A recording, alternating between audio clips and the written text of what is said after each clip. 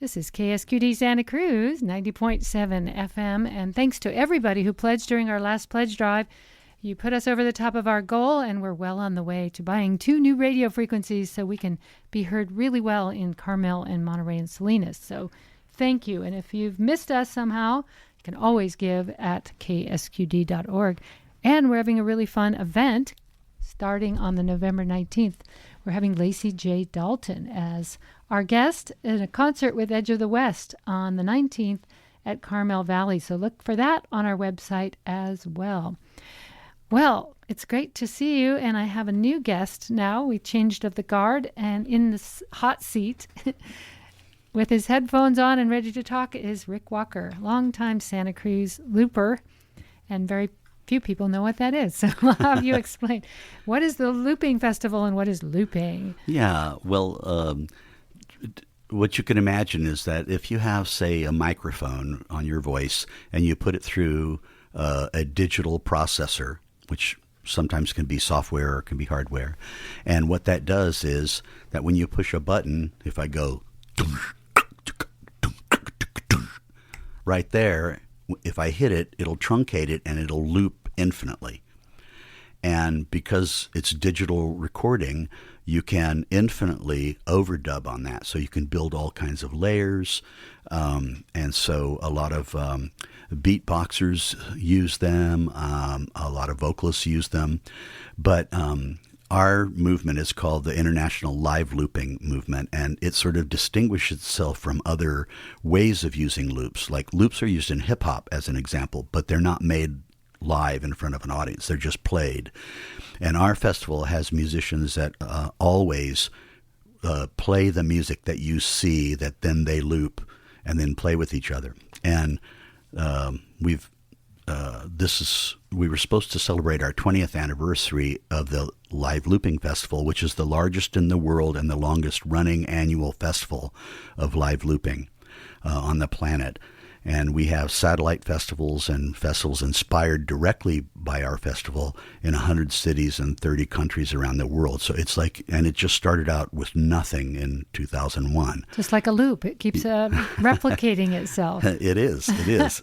And when we have the main festival, which is going to be at Indexical on October 22nd and 23rd, the one artist will play for 30 minutes, and the instant they're done, another artist will start, and there's no pauses. So all the sound checks are silent, and it's just continuous playing from about 2:30 in the afternoon up until about 11 o'clock at night, each day. And these are solo people with their looping equipment, and they're not jamming. Yeah. Well, as an example, I've been a professional drummer and percussionist for most of my living, although I've also been a record producer too for a long time, but for 45 years.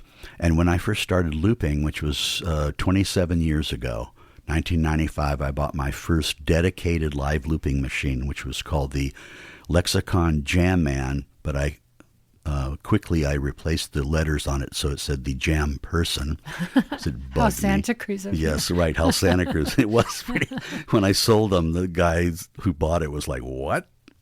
Anyway, but all of a sudden, me as a drummer, because I loved groove music and music that had repetition built into it, like African music, Caribbean music, funk, rock and roll, all those kinds of music, swing. When they're dance musics, people play parts, and you play the part over and over and over, and the parts interlock. So suddenly, this technology allowed me to start playing a sampler with a keyboard, and then I could start sampling any sound I wanted, and it didn't matter how quiet it was. I could use it as a strong element in a piece, and then I learned how to play bass, and then I started playing 4-string instruments, and then I started playing brass instruments, and little by little I played, double reeds, single reeds, whatever. And so now, 27 years later, after about a new instrument every 6 months, that I only have moderate competency on. I would never go play trumpet, as an example, on a jazz gig because I couldn't. But I can play enough trumpet, and I know enough about music that I I carry a trumpet with me on when I tour, and because I want parts to be played. So it's like you're jamming with yourself when you're doing it. That sounds onanistic. Yes, it is onanistic. People watching you be onanistic sounds like quite an interesting night. But I'm sure there's many jokes about that. So do people watching this get into kind of a trance because of the repetitiousness and the kind of flowy improvisational nature of the experience? Well, the thing is that, when we first started out, there were obvious limitations to the technology. And this particular community is so amazing because there's no style, there's no genre. You can do anything. You can be as weird as you want. We've had musical comedians do looping shows. We've had, ambient tuba players. Oh, yeah. Banjo? In 2003, our newbie at the festival was Zoe Keating, and she bought a home with her MP3 sales of her first looping album, 16 cellos, and plays with Roland Orzabal and writes with Amanda Palmer, and so there's really famous loopers in the world, but our community has engineers and programmers, and so we have developed a tremendous amount of ways of manipulating the loops once they're made. And I intended to do a little demonstration of that, but I had problem with my gear, and I just could not get it going before I got here. So gear dependent. I remember a gig with Pierre Bensoussan, who had a lot of, I don't think he was looping, but maybe he was. No, I think he does a little. Yeah, but this was in the 80s, and I guess he lost his gear on the plane or something, and he had his guitar, but not the gear, and he said, I can't play. Yeah. I was like, wait, you're a beautiful guitarist. You can play anything. But yes, I know. He was sort of lost without it, so no worries. But it's fascinating that this has become so big, and Santa Cruz has been the center of it. We are kind of like that, aren't we? We don't shy away from weird stuff, and then it becomes like trendy. Well, the obvious roots of that, and whenever I run into anybody, I play pool a lot. So if I run into someone in a bar who's playing pool and they're just visiting Santa Cruz and they know nothing about it, I always tell them the story of how UCSC came here and how that originally it was an extremely experimental college. There were no grades. And so a lot of people, like I'm sitting across from one, were attracted to that. I was attracted to that. And I think in 70 and 71, it was the hardest school to get into in the country. And it was right at the sort of cusp of the hippie age. So Mavericks were attracted to coming here, but it was hard to get in. And Maverick professors who had incredible credentials had to fight to get in, and all these people came, and then they stayed. And so now, the schools have teachers that are children of children of children, sometimes even, of those people who came initially. And so that's one of the reasons why I believe we're so eclectic in this town. And we, Antares is here. Universal Audio won the Grammy for, Best Music Technology. MU Systems was here. Innovonics was Yeah, right. Yeah. All these really maverick companies that now have become super successful, some of them,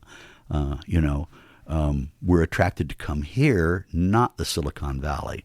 Because they knew there would be creative people to use their products and maybe spread the word about them and be beta testers, for example. And we've had world premieres of technology almost every single year in the last 10 years. This year we actually don't have one, although we have a radical updating of Logaloop, which is an amazing French software that will be debuted here. But so it's neat. It's like it's not just artists. It's a lot of the artists literally are creating the gear, and artists and techies together. There's like really interesting collaboration. I always was surprised at how when I would go to an old time music thing, how many computer programmers played music, for fun and profit, but they just not much profit. Well, Mostly math and fun. music are in the same place of the brain in processing.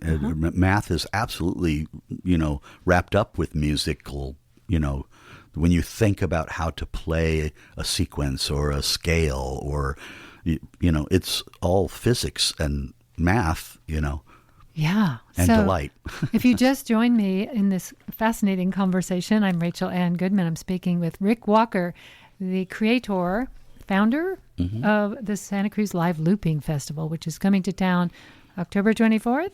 No. It's we're having a tribute to the Loopers of Mexico on the 20th, Thursday, at Robbie's Pizza, and that's from 3 to 7. And then the main festival is going to be on Saturday and Sunday, October 22nd and 23rd. And I should probably mention that if you put Y2KLoopFest, one word, .com, all the schedules are there.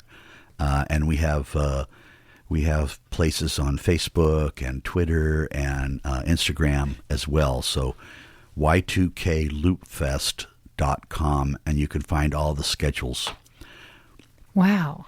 So are there comfortable seats in case you do kind of get in a trance? I keep thinking that this is trance music. I'm probably wrong. It's probably dance music as well. No, it is. It's so broad in its breadth that I can't tell you what kind of music it is. It's just creativity, and there are people who do. There's an exquisite Mexican singer, Lizeth Rubalcaba, who I'm actually have formed a group with her, and we're going to perform, but she's going to perform twice as a solo artist. She's been a headliner in the past, and she's a beautiful vocalist, but she's playing synthesizer and banjolele and different instruments in her thing. One of our headliners, Katja Sulk from Slovenia, is also, she's playing minimal instrumentation and then a lot of vocal stuff. But then we have experimental electronic people, which it will probably be atonal, and but the neat thing is it's just 30 minutes per person, so it's really like a sampler to figure out what the world is like. Yeah. That's in there. So it's like there are ambient guitar players, but someone like Dan Robbins will play really intricate jazz tunes and solo against himself with it, and it's just pure jazz, So if you get bored, wait 30 minutes, and there'll be, or if you don't like it, wait 30 minutes. Yeah, and it goes on all weekend. Yeah. Wow. And like you can just dash down the street and have a beer at Urbani's or whatever, or something to eat, and then come back and where is it happening again? It's at the Indexical venue, which is in the Tannery Arts Complex, and which is on River Street. Right near us here at K-Squid. If we threw a rock far enough, we would hit it. Yes, I just passed it. Yeah, great. That's so exciting. It's too bad we couldn't run a long cord down the street and run it live. We have streamed the festival many years in a row. This year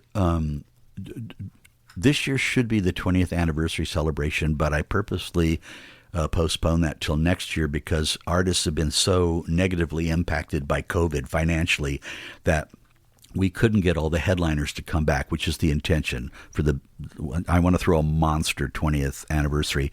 And so this year I'm calling it the pandemic edition, and we have far less artists than we normally do, but we still have 30 artists, which is a lot of artists. That's a lot of artists. Yeah. And what are you said Mexico, what other countries are they visiting from? We have artists from Slovenia, we have artists from France, we have artists from Japan, we have artists, let's see from where, one artist lives here, but he's from the Congo, Eli Mabanza. Oh yeah, we know him. Right. He played for one of our parties. We're so lucky. He's so talented, He's great. Yeah. And I have the fond connection with Congolese music, even though he doesn't consider himself, he doesn't do what he calls African music, but he's got a lot of Congolese stuff in him, in the way he plays and thinks.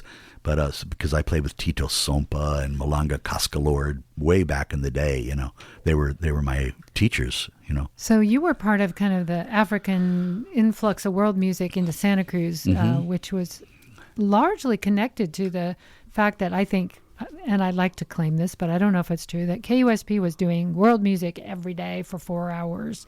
a day, and it kind of supported this music scene that began to grow. Lance Linares was really supportive of it, and he brought a bunch of music from Africa when he'd go over there. Yeah. And it seemed like there was a bunch of bands that were playing at the time. I think we're talking about mid-'80s. Well, yeah. What happened there is that two very important groups got fired in the Bay Area by their kind of capricious band leaders. So Hugh Masekela unceremoniously dumped Head Jolie Sounds, who were the best band in Ghana. And he dumped them in the Bay Area, and then they came to Santa Cruz and started playing. His loss. That's the first time I ever saw an African band playing African music, which I didn't know. I had never heard a record or anything, at a dance at Stevenson, and it just changed my life. I had to do that. So, and then the Ballet National du Senegal, which is the chief folklore group in Senegal, were really being treated terribly by their government. And they were on tour and starving, literally. You know, they didn't have enough money to eat, and the government was making tons of money. So they found out how much money they were making in Berkeley, and they defected. So anyway, Abdoulaye Diakité, my master, and Alassane Kane, the great dancer, the best, some of the best in all West Africa, were coming here 3 days a week to play classes, and so what happened is the community just really embraced them, and what I did with my ex-partner Janet Ring was, she was a dancer and I was a drummer, and we would host these people. We'd bring them, put them in our house, and go pick them up at the bus station or drive to pick them up, and then we'd do dance classes and lessons. And so Santa Cruz became known as a center for not just African music. There was gypsy music here. There was Brazilian music. There was Afro-Cuban music being played here. I played Tonganese dance classes. I played Balkan dance classes. So it was really all these world influences. So we formed a band called a new wave band called Dow Chemical, but I took the rhythm section and then married it to the drummers for this class, and we called it Dow Rhythmical, and we started fusing dance music like rock and funk with African, Caribbean, Indian, Middle Eastern, just every places from around the world. And that was Rob Brezhny. He was the lead singer, and there was a woman who sang with him. Right? Yeah, Janet Ring. Oh, that was Janet. Yeah, okay, great. And my husband was in Chemical. it for a brief time. Steve was in it for a little bit. There's a video where he plays keyboards. Yeah. There's a Dow Chemical. Yeah. Then when we formed Rhythmical, Rob wasn't in Rhythmical. And so Janet became the lead singer in Rhythmical, and then Ishmael Huggins from the Puerto Rico, or Vieques, became the other lead singer. And then we added horns, and then we had dancers, backup singers who were dancers. So it became a big show. And there were world music fusion bands in the United States of America. I mean, David Lindley had a famous one in the 60s. Jazz had some Indian influence, very, very little African, but some. But we were the first band who started trying to mix everything and make it be like commercially dance music. And so we did this 2 years before they even, the world beat scene it was a year and a half before the word was coined. Right. So we were the first ones in the United States of America to do that, and then people swarmed here, and everybody started selling out the Catalyst.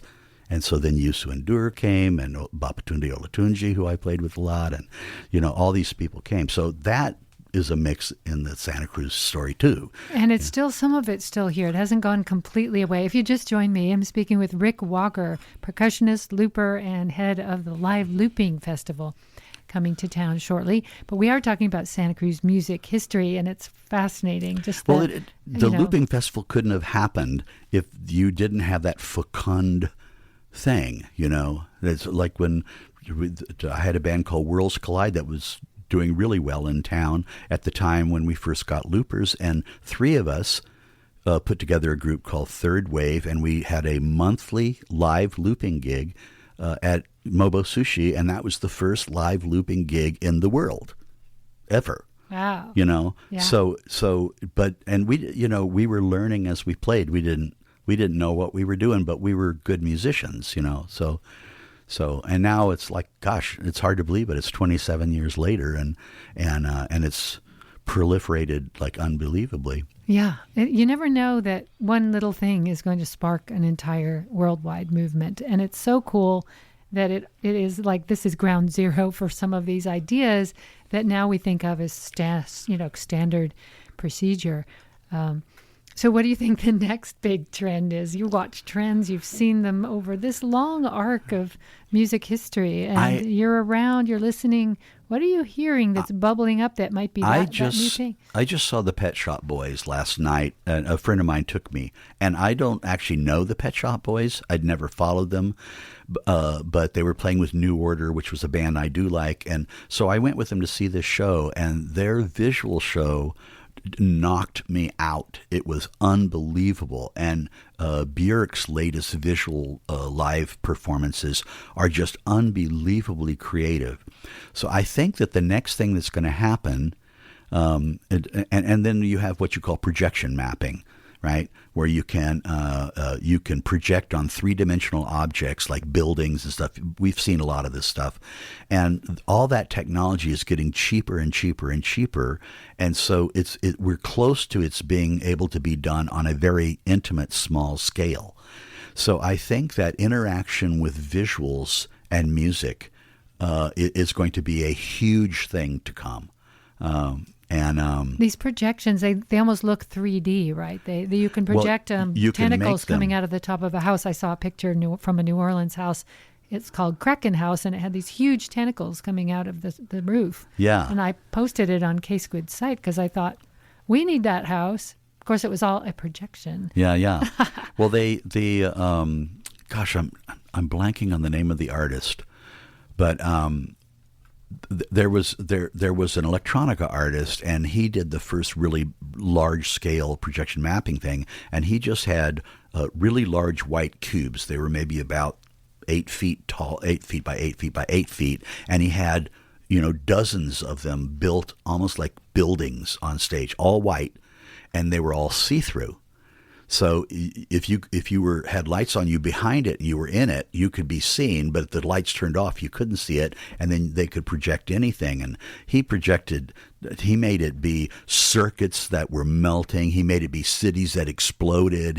And there were 5 times in that show where people gave him a standing ovation for a visual. I've never in my life seen that. It was stunning, and this is quite a few years ago, and I just can't bring his name to mind. It'll come in a minute. It'll probably be 20 minutes, and suddenly you go, I know, and the show will be over. That happens.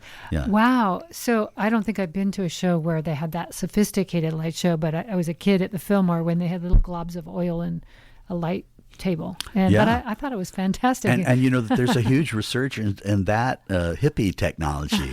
Yeah. Suddenly people are really looking for those overhead projectors that have cost nothing because who uses them anymore, They're in school still. Yeah, right. Schools have old technology, so we've got them up there on the hill. So I do think that, and it is possible, like we have one of our headliners is from Japan, though he lives in San Francisco. And he wants to be identified as American and not Japanese. Itoatu, if I can pronounce it correctly. And what he does is he's created software so he can paint. And as he's painting, which is projected, the painting, he has the painting triggering musical algorithms.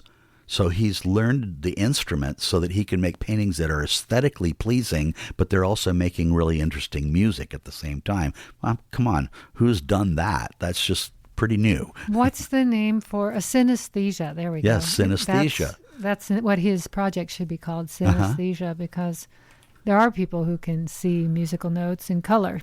Yeah. Not very many of them, but Laura Nero always would tell her musicians, no, I really want that section to be a little bit more purple or orange. And after a while, they began to realize what she wanted, and that's how she communicated to them. It's probably what she saw. Yeah. Luckier.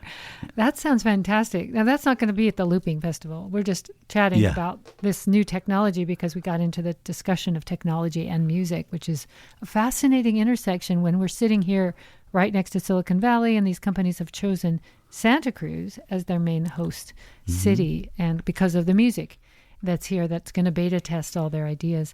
So some of that will be on display. Well, and also it should be said that 3/4 of the innovation happening in live looping right now is actually by one-person groups, people who are good programmers and do some engineering. And I designed a lot of features of a pedal for Looperlative as an example.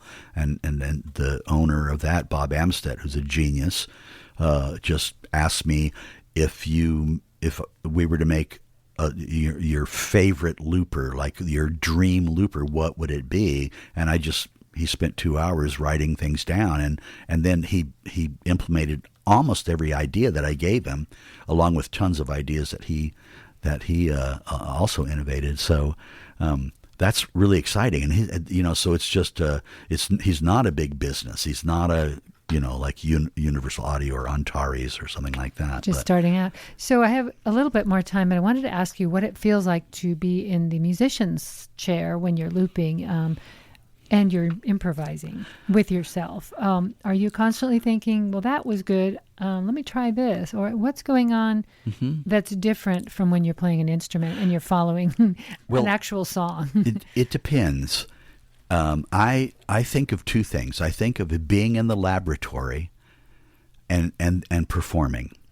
And I as a looper, I do almost entirely improv shows, but I'm intending them to sound like music. So I'm creating beds. I'm creating themes that I take away. I'm soloing over sections. I'm changing sections, changing dynamics, bringing themes back, and ending a piece. And you get 30 minutes to perform. So I try to get 5 pieces in that really shift gears quickly. So these are rehearsed, if you don't mind me interrupting, or are they complete improv? No, they're improvs, but I've been writing music for years and years and years, and so I'm trying. There's a great quote. Schoenberg says, "All music is a very slow improvisation." Nice, which is true. But I say that all performance can be very, very fast composition. And so that's how I think. I love it. Give us the dates one more time, and we will be going out with that thought. Yeah, Thursday. And thanks for having me. I appreciate it. Thanks for coming, Rick Walker. It's been a great conversation. I look forward to more. Thanks. It'll be Thursday, October 20th at Robbie's Pizza and Subs, which is right at the top of Water Street at Bransfordy, from 3:30 till 7. And that's a tribute to the Loopers of Mexico. It will be October 22nd and 23rd, Saturday and Sunday, from about 2:30 up until 11 o'clock at Indexical, which is in the Tannery. And if you want more information, go to y2kloopfest.com. Fantastic. Rick Walker, thank you for coming by to K-Squid. We really appreciate it. It's been my pleasure. I'm Rachel Ann Goodman, and that wraps it up for Talk of the Bay. Coming up next is First Person Singular. And right after that, it's Ryan Althouse with Langdon Roberts as his guest from the Neurofeedback Center of Santa Cruz. All that coming your way here on your favorite community radio station, K-Squid 90.7 FM.